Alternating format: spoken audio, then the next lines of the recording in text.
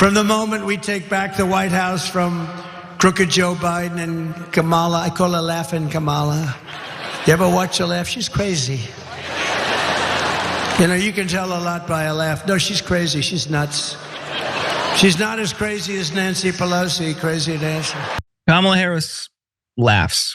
The guy has zero juice on this attack, but it is worth pointing out that it undercuts him calling her crazy when he then points to Nancy Pelosi, someone who outmaneuvered him fairly regularly while she was Speaker of the House. The video will continue in just a moment, but first I have a message for you. TYT needs your help. Membership is vital to survival, so please go to tyt.com/team and become a member today. But it is, of course, a weak attack, and this is an angle you're going to see them pursue. Hannity had a montage of her laughing. We're not going to show it to you because it's just cringeworthy, but you can see a screenshot of the coverage here. But not too long ago, Harris actually talked about her laugh. Take a look. Well, let me just tell you something. I have my mother's laugh. Oh. And I grew up around a bunch of women in particular who laughed from the belly. Yeah. They laughed. They would sit around the kitchen and drinking their coffee, telling big stories with big laughs. I'm never going to be, that's just, I'm not that person.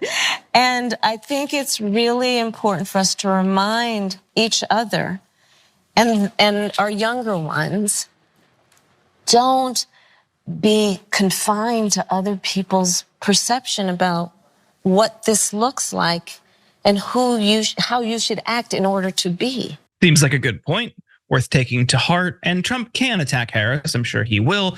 But we have something that might come up later in the election that is a bit inconvenient for Donald Trump.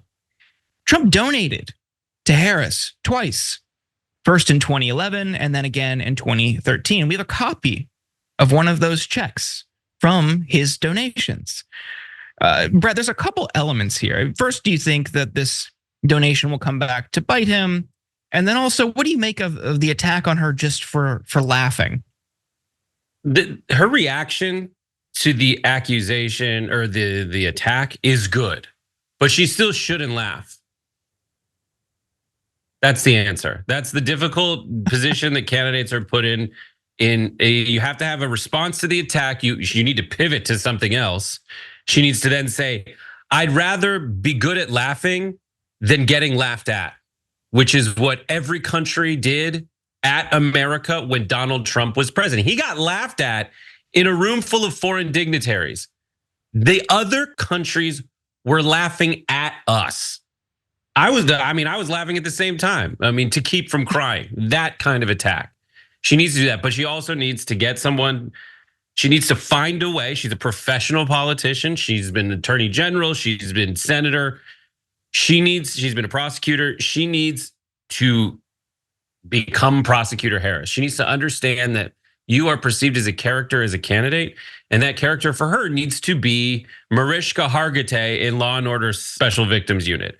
Like someone who locks in, who cares, who goes after the bad guy on behalf of the good guy. The donations, like this is, does everyone have amnesia? Like remember, they said you donated to Hillary Clinton, you must like her. And Trump's response was, I thought I could buy her. Because she does wherever the money goes, she does what they say. So I tried to buy her. That's it. I don't think that's gonna resonate as much. I think it's an old attack. But I think this is like, you think you could buy Kamala Harris? You just donated $5,000. Why not? Like, you just did that. You must have liked her. I just don't think there's as much of a prevailing narrative about Kamala Harris. One of the things they can attack her on is immigration, but I think she has a great response that she can say for that, which is, by the way, I did solve immigration. We did solve immigration. We did it in a bipartisan fashion. Trumpism is the reason there's no immigration reform. We were on the precipice of passing it, and Trump was like, I don't want other people to win, which is a way of him saying, I only care about myself. I don't care about the safety and security of other people in America, because even Mike Johnson was ready to come around on that and sign and demonstrate the way that a Biden-Harris ethos is better than a Donald Trump ethos. Donald Trump just does stuff for himself. Biden and Harris were like, I don't care if you think I'm sleepy or laughing. I'm going to pass legislation that benefits working men and women of America. Yeah, absolutely. I think that James Lankford writing that bill, having some Republican support behind it, and of course the Biden administration throwing support behind it, maybe we'll see that as a good buffer from those attacks that Trump and his team will levy for sure. But I don't know. I also made this point yesterday. She was relatively powerless to do anything about it, despite being the border czar. Sure, she could take photo ops at the border, but that was really Biden and Congress. Biden eventually did do an executive order. They complained about that. A lot of progressives complained about it because it was harsh on asylum. It was a lose-lose situation for the administration on a difficult, some might even say impossible issue, given migrant flow, disruption in the global South. It's a very complicated issue.